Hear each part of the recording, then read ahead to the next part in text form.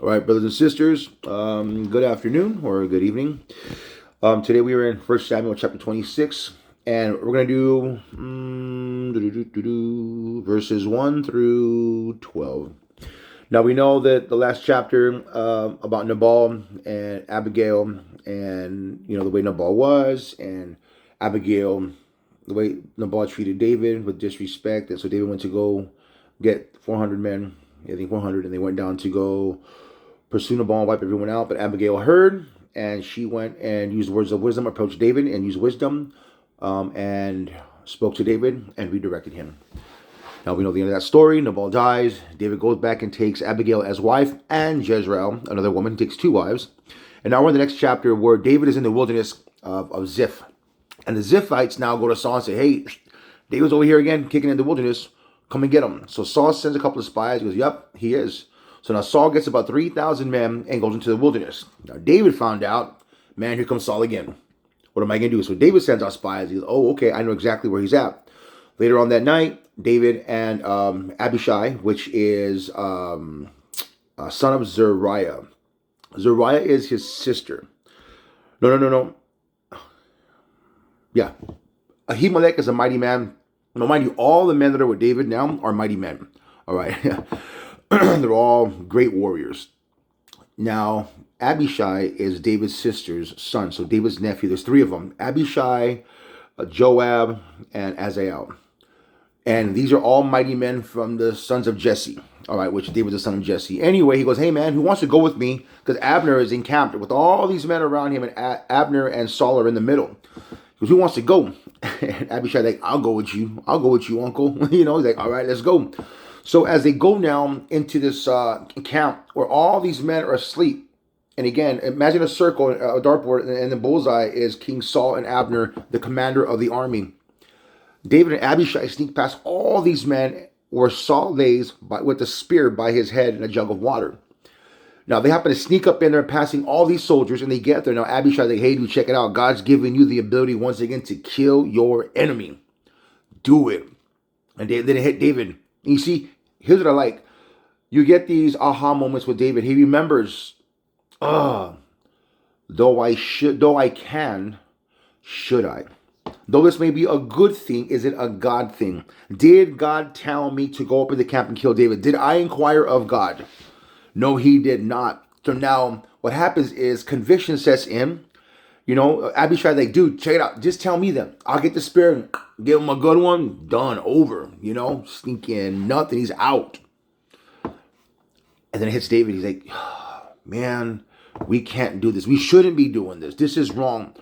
He remembers what happened to the priest in Nob. 85 anointed priests of God were killed due to David's deception, David's lies, due to the fear of his life and him running away from the kingdom of Saul without inquiring of God, but inquiring of man. He is his best friend Jonathan. They made vows together. They made all these different agreements, but not once did they go to God and come to an agreement with God. So he left in sin and in fear, and because of that, there was lies and deceit, there was death, all these different things. So he was like, he goes and said, man, the Lord forbid that I should stretch out my hand against the Lord's anointed, verse 11. But please take now the spear and the jug of water that are by his hand, let us go. The last portion of scripture, he says, so David took the spear and the jug of water by Saul's head, and they got away, and no man saw it or knew it or awoke, for they were all asleep, because a deep sleep from the Lord had fallen upon them. It wasn't David's skill and his cunning. It wasn't his, he was a ninja stuck by everybody. Once he got to the middle, I think he personally realized this is of God, not to kill him, but to teach me a lesson. Hence, conviction came in. Conviction and the understanding of I should not do this. You see, and God, knowing what David would do, I'm after God's own heart, God not wanting David, he was testing David, but not wanting David to kill Saul, because God already had a plan. God's testing David's heart. If I put him in a position or a predicament, will he remember what happened? Will he still look to me in the midst of this situation? Or will he take it into his own hands? Will he show mercy because I've shown him mercy? Or will he display justice because of his pride and he can do it right there and then? Remember, David is the anointed future king, but not the anointed present king. Saul is the anointed present king, no longer the future king. David being tested and convicted, said, nope, grab the jug, grab the spear, let's go. And you know what? They knew that because the men, that's 3,000 men. How can two guys stink by 3,000 men? Because the Lord put them in a deep sleep. Why? Not because they were dumb, but because God was testing David. What would David do? So, brothers and sisters, this ministers to me because I've done some stupid things this year already. Gosh, I'm getting tested and stinking. I just keep failing. I keep failing. And now I finally admitted something to somebody. I have a problem and I need help. I can no longer do it on my own. I need help. You see, David understood that he had the help of God. He didn't do it on his own. This really ministers to me because now, as today, I make a proclamation that I am no longer going to give my eyes and my heart to things of the world.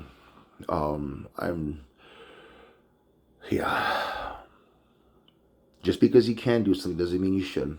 Always inquire of the Lord. Remember who God is. If God doesn't give you the go, then don't do it. Okay? God's testing us all this year, brothers and sisters, and many of us, including myself, are falling. Though a righteous man may fall 7 times, he will not stumble.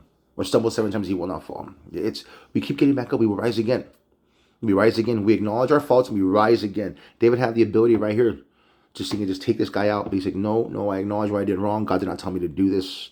Let's get out of here. And he did. So brothers and sisters, I love you. Have a blessed day. And keep me in prayers, please. God bless. Oh, remember, choose wisdom over the world.